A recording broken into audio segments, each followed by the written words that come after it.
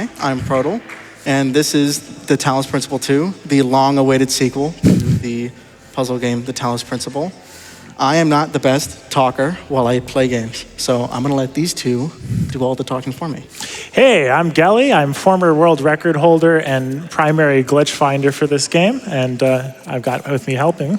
Hello, I'm bobbyburm. I'm really excited to see this. I'm a runner of this game. I absolutely love this game. What you're about to see is one of the coolest runs I have ever witnessed. It is so many frame-perfect inputs, just constantly scattered throughout the run. I'm so excited for you all to see this. It moves very quickly, and I'm very stoked to be here. I'll pass it over to you. We're going to talk about some game setup here before we actually get going. Sure. To give a quick primer, we've actually got a save that's completed on the side. This is so that we can skip a bunch of cutscenes. Otherwise, we'd be here for about twice as long. So think of it as New Game Plus if you want to, but we don't. And the other thing is, I'm going to explain this while we've got time. Photo mode is a mode in the game that basically allows you to, manipulate your character for ideal pictures. And we're going to be abusing it to no end. So I feel like it's a good primer here. So we can give a countdown here in a second. Ready? Yep. All right. Are we ready for this run? All right. Come on! All right, let's go. Countdown in 5, 4, 3, 2, 1, go. Good luck, Pr0tal. And we're off to the races doing a trick called quumping. So by opening photo mode and then closing it, we actually lose all of our vertical momentum. So for a single frame after closing photo mode, you are able to jump, which breaks everything inevitably. All frame-perfect inputs. We are playing at 30 FPS, but still, credit where it's due. Next, we're going to be attempting Neath Skip. He's going to attempt a frame-perfect photo mode. No good? No, I did not get it. That's quite all right. It's 2 frame-perfect photo modes to attempt to give yourself interaction during this particular conversation. Fortunately, we didn't hit it, but it's an extremely difficult trick, so totally understandable. While we're waiting for the game to play, can you explain a little bit about why we're here? Who are we? Of course. So in Talos Principle 2, there are 1,000 members of society, and we are the 1,000th member now spawning in, so to speak. So our goal of this game, we have 12 different areas throughout the game that we're going to be exploring, all of them with unique puzzles. And we have to go just basically explore and look around and see what's happening. And there's more detail than that, obviously, but that's the quick and dirty explanation. We're going to be skipping a lot of the puzzles in this game, and I'm very excited to showcase this for you. Yeah. It's going to be awesome. There's no spoilers, so No spoilers. If you see this run, play it. So yeah. As a quick note, we'll be going up this tower here, which contains basically the head honchos of this community, which is called New Jerusalem. And so on our way up, we're actually resetting checkpoint at particular points to skip certain cutscenes. He's actually holding X and timing when to hold X to reset reaches the end for when it enters the checkpoint trigger on a lot of these. Yep. We'll be doing conference skip here, which is a vertical clump of about 8 or 9. Again, all frame perfect inputs. Why play the game? Awesome. Skip all of it. And we'll be skipping a cutscene here. And are you familiar with Half-Life? While we're here. Sweet. There it is. Hey, Half-Life. Yeah. Half-Life references everywhere. So we're on our way to the Pr0tal, which is the fake helicopter. We'll be going to various sections with this Pr0tal through this base camp is the first place that we're going here. So inside of the base camp, we need to give ourselves the ability to unlock all the other regions. So there's this subway system, we call it the capsule, that we need to unlock. And so we are going to be heading to the base camp shortly here. Give it a little bit of time. And then oh yeah, here's Elohim. Anyone remember the original Talos? We get to talk to God or something. Woo! Yeah, Give it up for God! Sorry. Anyways, so we're in base camp here, and we're going to be making our way to a lab so that we can unlock this subway system. But walking in this game is arduous, I'd argue. Very slow. We're sprinting. We're going full speed, but not too long. So we're going to be doing a skip called a stucco warp, which is, in essence, we're going to be skipping all of the checkpoints in order to get to the end and then get stuck so that anti-stuck prevention takes us back to basically the very beginning. So the first thing that we need to do is a photo fling, another one of these frame-perfect tricks where we adjust our offset position. I promise I'll explain it later, but we're essentially clipping through a very thin rock wall here. Give him a little bit of time. Again, frame perfect. There we go. Nice. All right. Awesome. And we're not even done yet because then we need to go back in to the lab right here. We need to be mobile while opening this terminal here, which contains our crucial information. So he's going to open photo mode on the same frame that he opens the terminal, do a photo mode into the corner so that he's slightly stuck. Now he's got this terminal open while he's stuck in a corner, so it's actually going to warp him back. You might be able to see it in the background. Yep, there it goes. So we're warping our way back. We're leaving this open because the moment that we close this activates a particular cutscene. So when we close this, we're actually past the point of that cutscene, and there's base camp skip. That's like minutes and minutes of time just skip. And coming up here, we are now going into our first area, E1. Now, E1, we're going to be loading in, sending our capsule there. What we're going to be doing is we're going to be glitching through our capsule directly down into the ground, through into E1, resetting checkpoint here. And because we reset checkpoint while we're actually in E1 already, we skip the entirety of the 30-second cutscene going through here. Yep. So we're navigating our way through E1. As you can see with all this clumping and jumping around, you might be wondering why we're not going to the tower. We'll see the tower, but you might be wondering why we're not there yet. We're actually solving 5 puzzles in this game. Can you believe it? I know, wow. Why are we doing this, Bobby? We actually are solving puzzles. It's wild. So we have actually, this is the only required area that we have to have puzzles to solve to actually get out. And that's because puzzles, I know. Imagine a world. Look at this puzzle solution right here. Give it time. There we go. Perfect! He solved one! But why are we solving these? Yeah, we need 5 of them to enable a group call that would normally allow us to get out of this area, right? So we need at least 5 of those, because that's when it would normally happen in the game. So because we are doing 5 of those, we get that group call, which will allow us eventually to get out of E1 into E2. But before that, we're going to be doing all of these puzzles. We have 5 of them again. And then after that, we'll be doing the tower afterwards. Anything you'd add there? Yeah, so as you can see here, he's maneuvering with these clumps. He's not only going up, he's also going down. You have to do a bit of spacing in between each photo mode to jump input, which is slightly mediated by that timing. So every time he's going up or going down, he's changing the time between clumps here. This is our 5th puzzle here, so he's very quickly going to grab it. It activates a group call. We've had issues in practice, so depending on certain circumstances, we may or may not get it here. So we're not going to skip it. What we're going to do instead is just keep going. But because of the particular timing with how we've activated dialogue here, we're actually going to delay the group call to the elevator at the end here.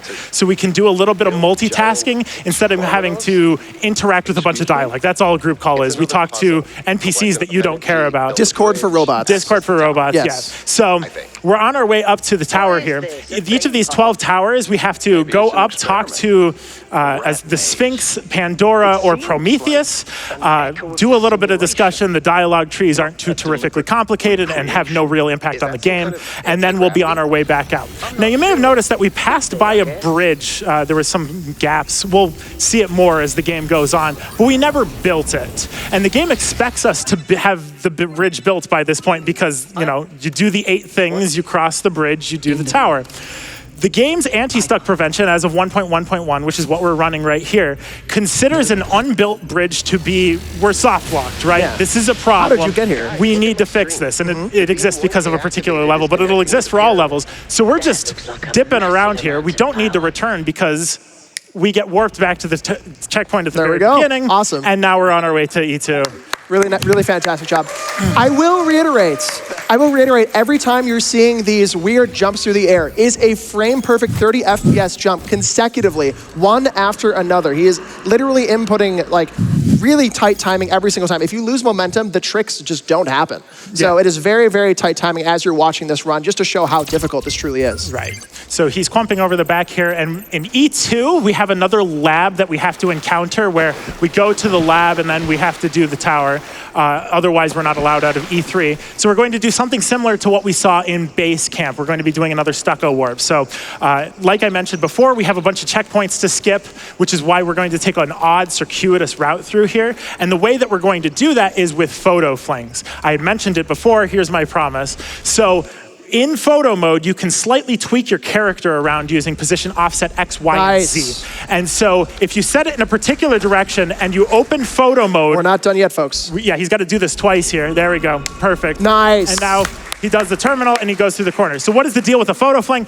We have that offset in the opposite direction of where we go. We open close photo mode real quick and it double cancels it. So we actually fling into the direction. Flings will become a lot more relevant as we move on. Also, he's doing things with this terminal open, which has caused issues. This is a straight line, but in a future section will actively have to moving through the fight against environment this. here because we have this open, we're saving our checkpoint back where we opened it. So when we actually hit the schematic 108 here, we'll functionally be teleporting. In particular, we're going to go to a different world after downloading this, which it causes overloading. We basically see a strange cutscene, and then we move. So he's in the elevator while this cutscene is happening. So when we return, normally you're like a little bit woozy, and you have to wait until that animation finishes. But we're woozy in an elevator. We're still going up. So that saves about 5 seconds just from standing in an elevator here, which is why he kept the terminal through that entire long section of the game here. And here's our second group call. Second? Yeah, we've encountered a couple of these for worse and for worser. But we'll be finishing up a conversation with Pandora. In general, Pandora say no, Prometheus say yes, and Sphinx says what. So in case that matters to you. But we'll be waiting for this tower warp to happen, and then we'll be moving on to E3. So I might as well preempt this while we're waiting for this to finish up here. E3 is a lot more direct than these two. We are simply going to go to the tower, talk to a god, a deity, a being. As one does. As one does. And then we're going to warp back. So if we're going to have no issues with any checkpoints or anything like that, we're going to actually be impatient with these anti-stuck tower warps. So instead of waiting for the game to realize that we're stuck because these bridges aren't built, we're going to do it ourselves. So very shortly here, he's going to go up here, talk to the Sphinx. I don't exactly remember what the dialogue here is. Something to do with being yourself. Be yourself. I don't know. But once we finish up this dialogue here, we have a 12-second window to run to a corner, do a photo fling to get stuck in said corner, have the stucco anti-stuck recognition recognized before the tower warp anti-stuck recognition does. Nice. We'll be going back to the capsule, and then we have to sit in the capsule and wait for the laser to fire. There it is. All right. Nice. All right. And after that, we are out of our East section. We are out of E3. We are now going on to Mega Structure 1, which is like, I like to equate it to like a boss battle of this game. I mean, a boss you can have with puzzles, I suppose. So this structure that you're seeing in the background is real to size. This game is 70 gigabytes. So you can actually go look at this structure in the background. We actually do fly there, but we skip the whole animation. And we actually teleport straight into Mega Structure 1. Mega Structure 1, we're going to have another similar type of skip here that we're going to go over here in a moment. But Gelly, I'll pass it over to you to explain this one. Right. So each of these mega structures is structured, so to speak, that you go in to a MacGuffin that's deep in an inner sanctum, and then you run all the way out. And we hate running. So we'd rather run there and then find some way to magically get back to the beginning. So in particular, we're going to be using a terminal warp, a hand terminal warp. Each of the hand terminals that you encounter in the game, whenever you close them, sets the checkpoint to that location of that hand terminal. But as you've seen, we can be photo mode on the same frame that we opened. It's got to get it again. There we go. Nice. So he's also setting the position for future photo flings. What we'll see. Oh, go. Yeah, this is... You gotta right. the light out. All right, you can explain the bit. Yeah, so he's doing this entire section blind. And unlike a straight line section that we had seen before with the bridges, we have to go through a bunch of corners. We're actually clumping over a bridge at the moment, which saves, like 5 seconds of a shortcut. So the glare here is kind of rough. So he has to, I don't know if you can see it. I can't. As you can't see, we're making our way through this mega structure here, and we have to black the lights, which is fine. And I think you're through the roughest section. I don't know if Bobby needs to make his way back here. What do you think, Pr0tal? Hi. Oh, that's probably good, right? That's good. All right. We're through. Thank you for thanks for hearing me out with that. Tech crew, best crew. Am I right? And now we're building a bunch of bridges. I might as well narrate it because, not show, don't tell. But we've got these bridges that we're building. These are really the only bridges that we build in the game because for the most part, we don't have the resources to do them, but it gives it to us anyway. So these nice sounds that you can hear, lovely sound design. We'll be making our way over here. And then at the very end, there's a very tall door that's actually, it's got a little bit of weakness in the collision. So we'll be doing a double photo fling through it. So we'll be photo flinging through the front and then photo flinging through the back. And we're doing all of this in the service to preserve a checkpoint that we'll be using at the very end. We're walking all the way through. As you can barely see, we're walking through. He's doing the flings. He's got a second one to do. Yeah, there we go. All right. Yeah. Frame perfect inputs while also not being able to see anything on screen, by the way. I mean, I could see. But in any case. Okay. So he's going to open this. This is a second-hand terminal in the back. The game will just let you open whatever you want, provided that you close it eventually. So we've got the second terminal. We're going to a Miranda cutscene, which we'll explain in the future. These Miranda cutscenes exist in the same world space that the rest does. So this terminal is still up. We can read Chernyshevsky 5 if we really wanted to. We don't. But we're going to close. Oh, yep. We need to Alt-Tab to shift layers in the game, which is absurd. You have these different checkpoint layers that exist, and Alt-Tabbing brings up the one that we needed to close. And by closing this, we are teleported back to the beginning, saving a minute and a half. So we basically half that time of walking there. We don't have to walk all the way back, which we have to do in every single megastructure. So as much as possible, we're trying to minimize that time. Right. So what have we just done? What is the lore that's happened after Megastructure 1? Well, Megastructure 1, we basically learned that Athena, who is our protagonist from the first Talos Principle, if you remember, you play as Athena. We end up learning. Spoilers, wow. It's been years, come on. We basically learned that Athena created this whole structure and this whole society from the ground up. So that's the core of what we just saw right there. Yeah. So we'll be moving on to the north section here, which is going to be snowy themed. Interestingly, the north 1 section. It's pretty chill. Is this the pun that you warned me about? This is the best you could do? Come on. Come on. If you can donate a pun better than that, I'll give you props. It's a chill, okay. Whatever. Which is easy, but okay. Anyways, we're on to North 1 here. North 1, really, again, much like the other levels, very simple. We'll be actually taking a checkpoint here on our way there, so unfortunately we aren't going to be able to stucco warp, but again, we'll be just sort of making our way through here. So if you want to rip a donation real quick, we'd be rather fond. Absolutely, I've got you covered. We had a $5 donation from Zenadier that says, did I hear $5 for someone else to talk about my cat? That's my favorite pastime. Adopting Aisling Astor was the best decision I've ever made. She fills my heart with nothing but positivity and is the greatest reason to carry on through each and every day. Aww. She changed my life, and here's $5 to help change others' lives and to unlock the Pokemon White 2 Challenge mode. Onward to more GDQ. And everybody, I want to give you a quick update. We've got, when you go to donate, go to the open incentives. We have a bid war for Muscle March that's coming up during the silly block. We need that. For character choice, right now Tony's in the lead at 250 and Brenda's at 30. And then for incentives, go check out Wild Woody, also part of the silly block, for that watch the cutscenes. We need 4,000 to unlock it, but I know we can make it happen. Thank you for the donations. Thank you very much. All right, we collected a Prometheus spark there as well. Yeah, we're able to skip a puzzle. The couple puzzles we have in this game we're not even doing. What kind of puzzle game is this? Right, okay, so now we get into probably the most intense glitch in the game, or the most intense exploit, Bruce. So first we're going to be setting up a glitch called No Clipsal, which means we open photo mode while entering the capsule here. We open and close photo mode, and then we close the menu using an alternate menu key so that we don't warp back to the capsule. This allows us to retain the no collision property without having the actual position, so we actually fall through the floor before closing the capsule. From here, we're jumping over to a lab, which unlocks the rest of N3. We're going to fall through a hole that exists here that is in front of a door, and then PMIC this terminal so that we can get stucco inside of this door over here so that we can keep the terminal up. Now, that part went swimmingly, by the way. Sorry.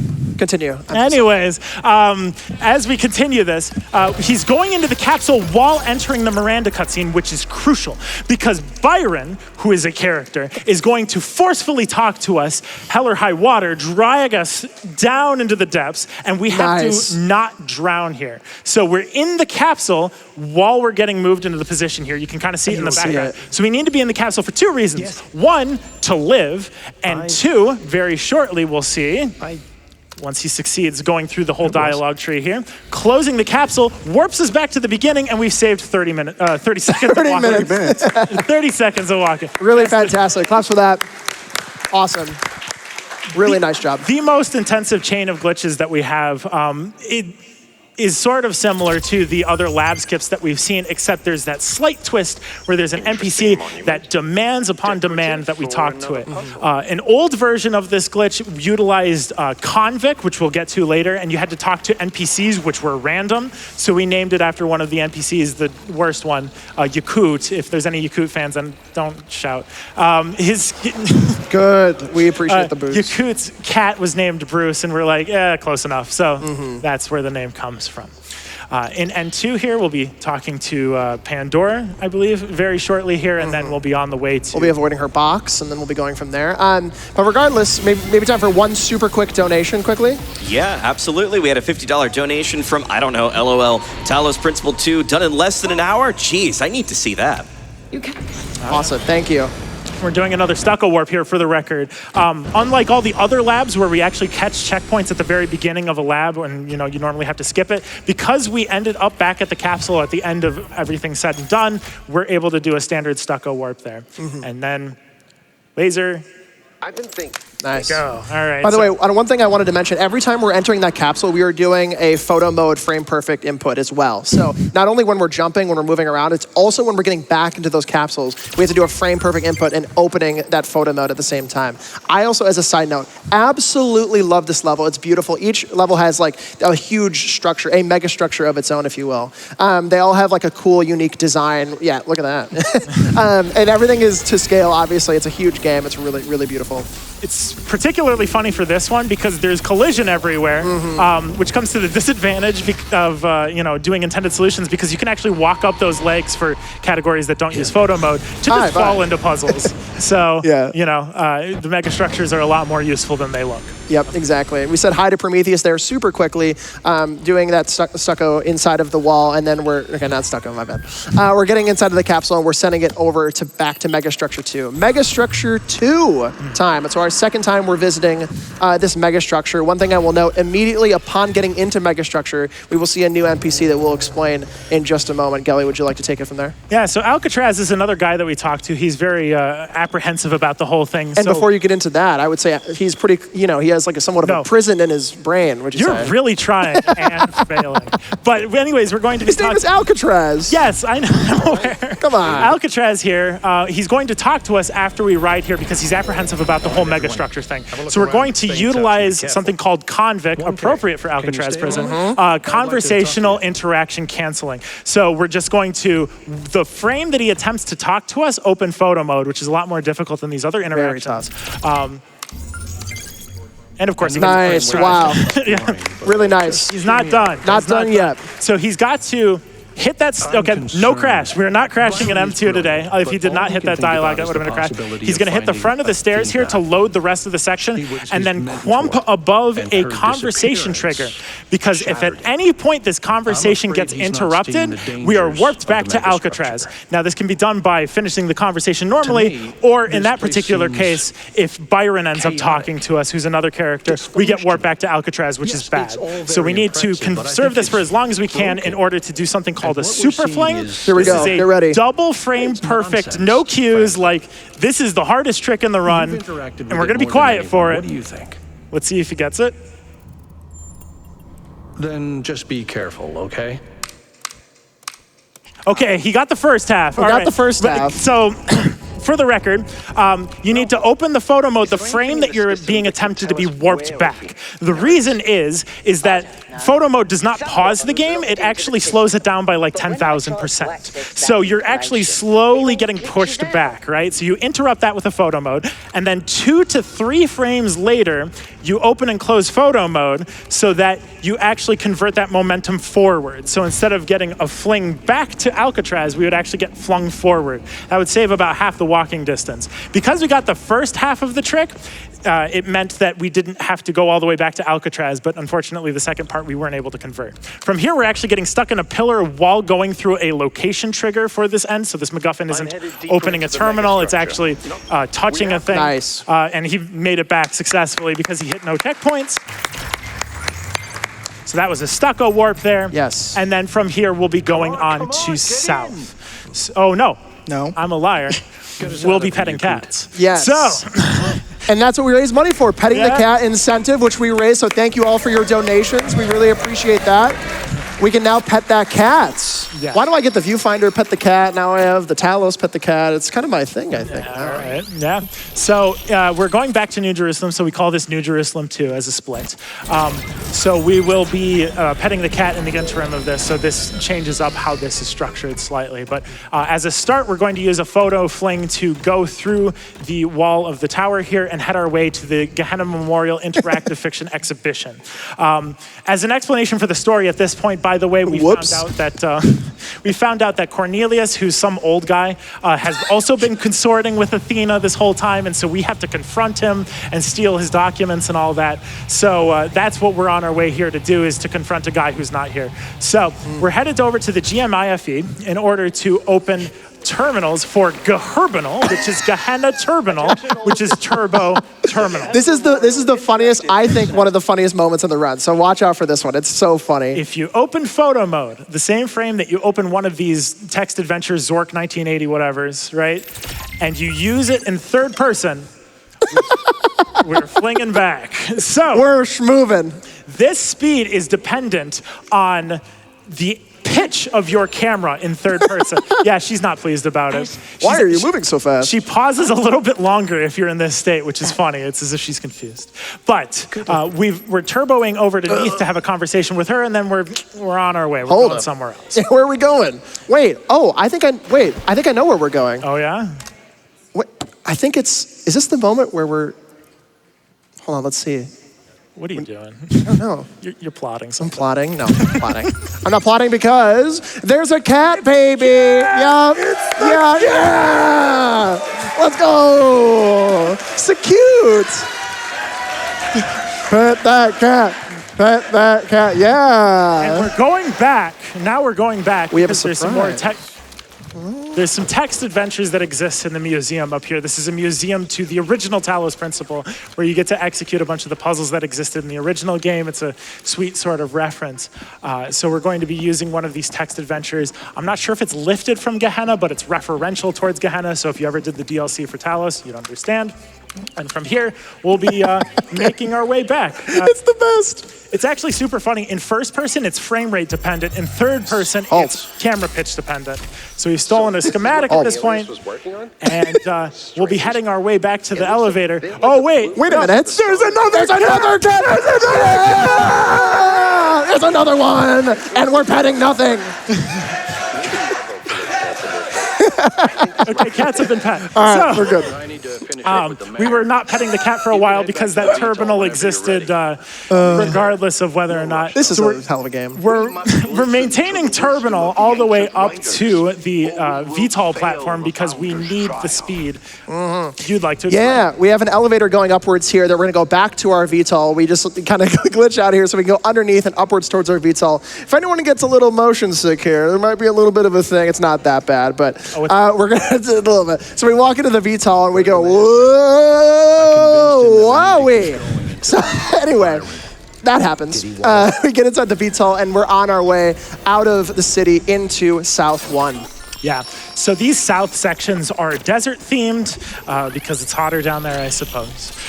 Each of the labs, there's actually labs in all three souths, but unfortunately, the way that they attempted to gate access to the rest of the game was not by blocking access to South 2, South 3, but by blocking the bridges. And I don't know about you, but I haven't seen us crossing any bridges in any of these sub-levels. So I was feeling 22, but how about you?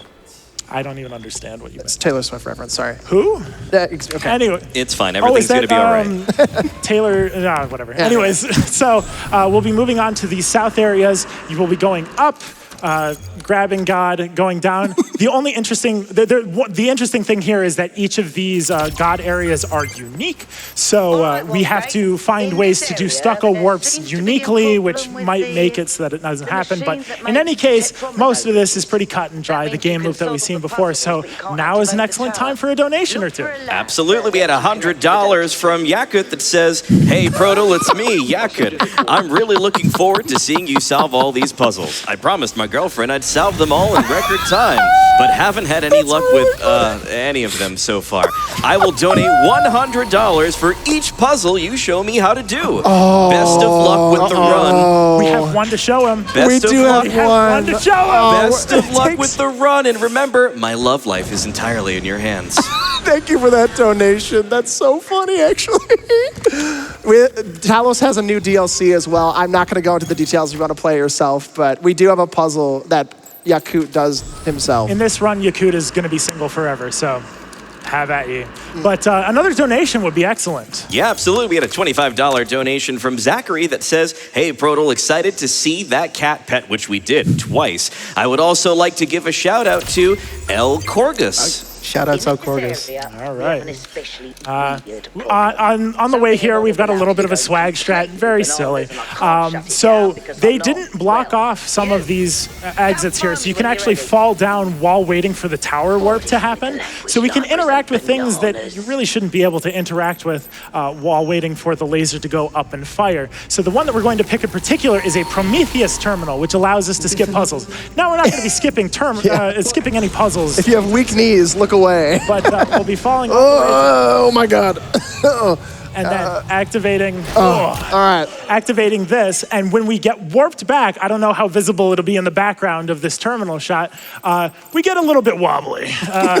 Something's gone. Whoa. Wow. Very silly swag strat. And they said they wouldn't patch it, or at least someone in my YouTube comments did. Alexei Pr0tal. If you work for Talos, we've confirmed that one won't get patched. There you go. And then we're on to South. All right, South 3 incoming. It's a big lore dump of a level. It's a very physically large level, very wide and expansive. It's kind of like a cake. It has a couple layers. It has the middle area that goes down. We have the middle that goes on top that spreads out. Particularly to note here, there is that little building that you would normally walk through on this right-hand side. We do skip it because there is a checkpoint trigger that you can hit there. So we do hop around this because the game would never expect you to be able to do this with frame-perfect inputs across a gap like this. So what we do is we skip that, we hop immediately across to our god that we're going to unlock here in South 3, and we'll be on our way from there. Yeah. Maybe time for one more quick donation on the way back. I'm going to try to get, on the way back, like right now? Yeah. All right, $25 from Sam that says, pet the cat, pet the cat, pet the cat. And we have a $1,000 donation from Anonymous. Thank you so much. Thank you for a great cause. Great game, great run. Thank you. That's an awesome donation. Thank you so much.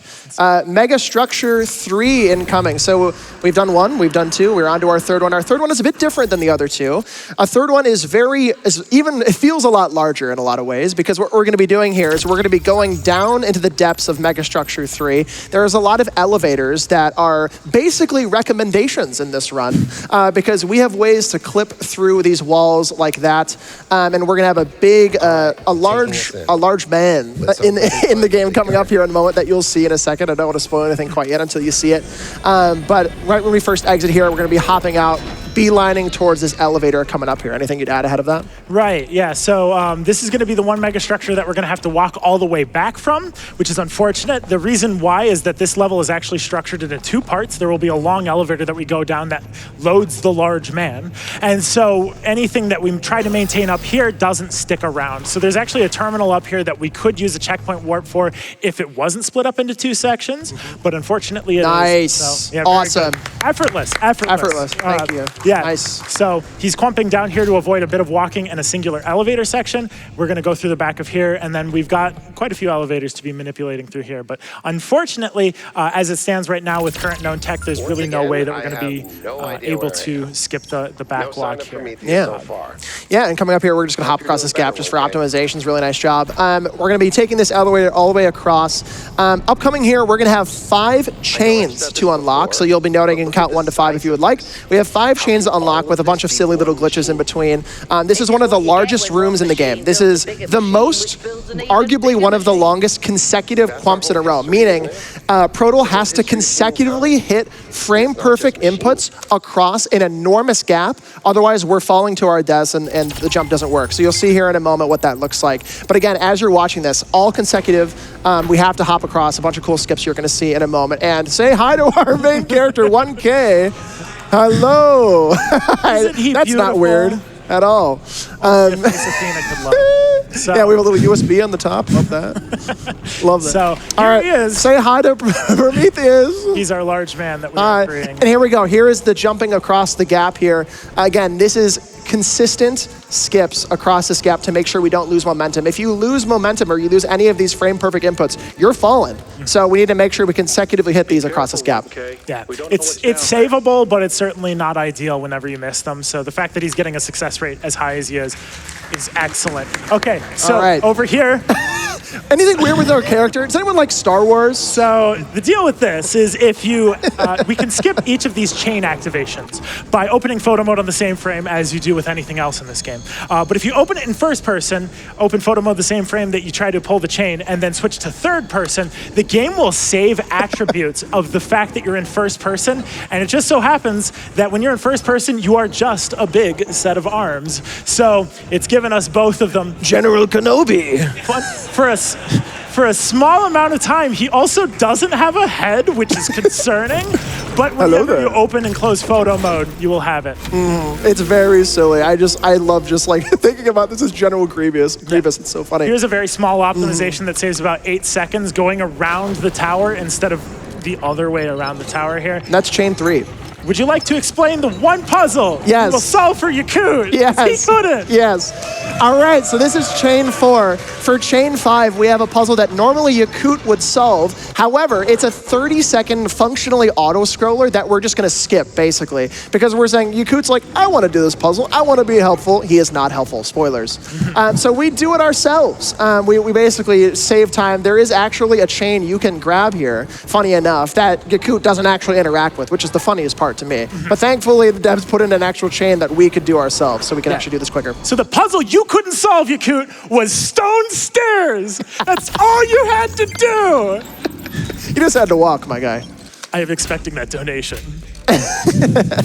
Anyways, we're on to some other Miranda cutscenes. Miranda, for the record, actually, you explain Miranda. Sure, yeah, so Athena, like I said, is our character from Talos 1. Athena actually has a daughter, our future successor of the society, called Miranda. Miranda is supposed to lead society after Athena is no longer with us, kind of thing. So there's a bunch of Miranda lore that I'm not going to go super into, so you can play the game for yourself, because it is really compelling, I think. But I'm going to let you do it yourself. But yeah, so we have a bunch of lore drops here for Miranda, and we're actually through this part, learning more about the mega structure itself and how they could advance society, that kind of thing.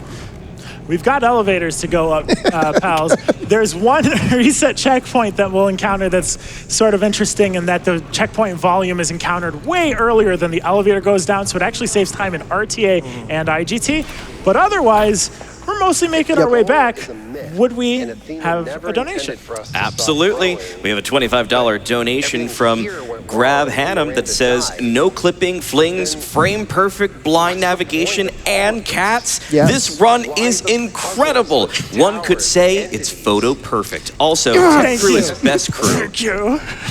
Maybe time for one more. Yeah, we had a $25 donation from Rational Poetry that says, Yakut not coming up with anything better for Talos puns? I don't Byron that. I'll give you the easiest one.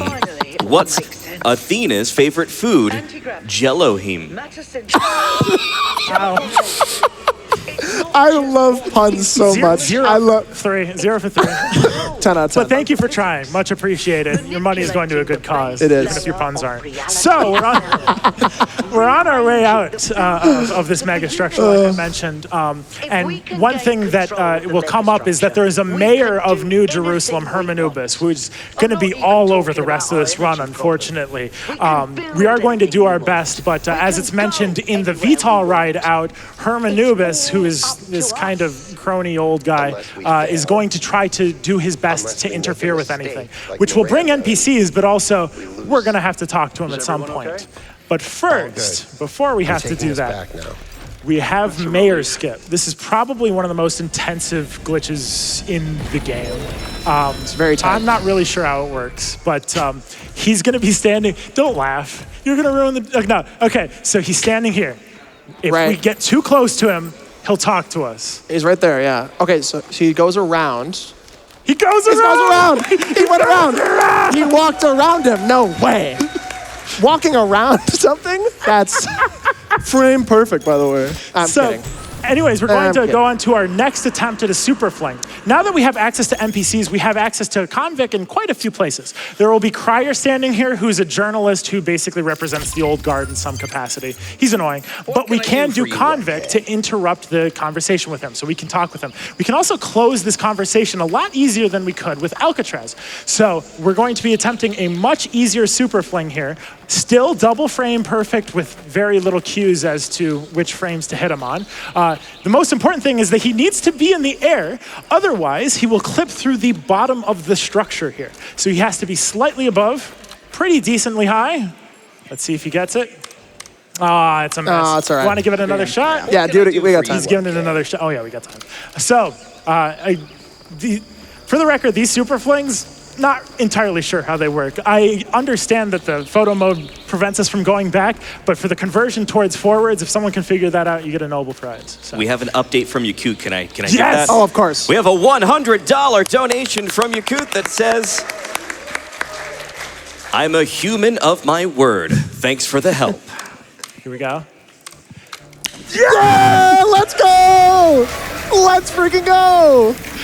That is so incredibly difficult. 2 frame perfect blind inputs, by the way.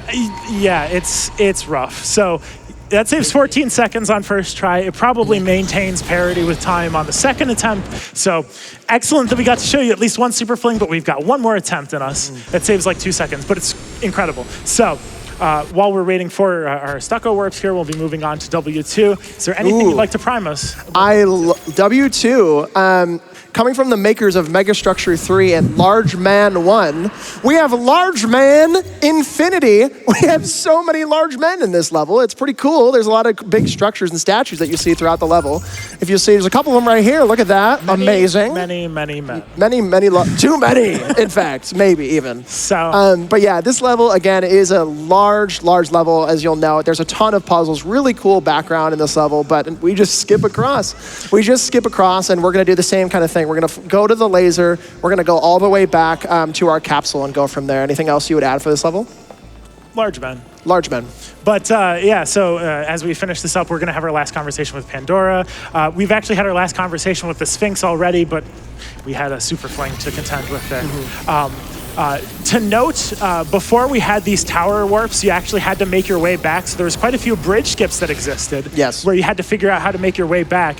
And the strategy for this one involved opening up a hand terminal and doing a launch with 2 cubes blind forward, although we had it banned from the category. But thankfully, no need to do that anymore. We can do stucco warps or by default wait for the tower warps. And we're back. And we're back. Really clean, by the way. So we're on to our last regular level of the game. This is West 3. This will be our last one before our final megastructure section. As normal, we're going to spawn into West 3. Pretty simple as well. We're going to pop in here. We have another super flame coming up in just a moment here. We're going to talk to this NPC, I believe, right away, yes. Correct? We're going to talk to that NPC, and we're going to set up that super flame. Yep.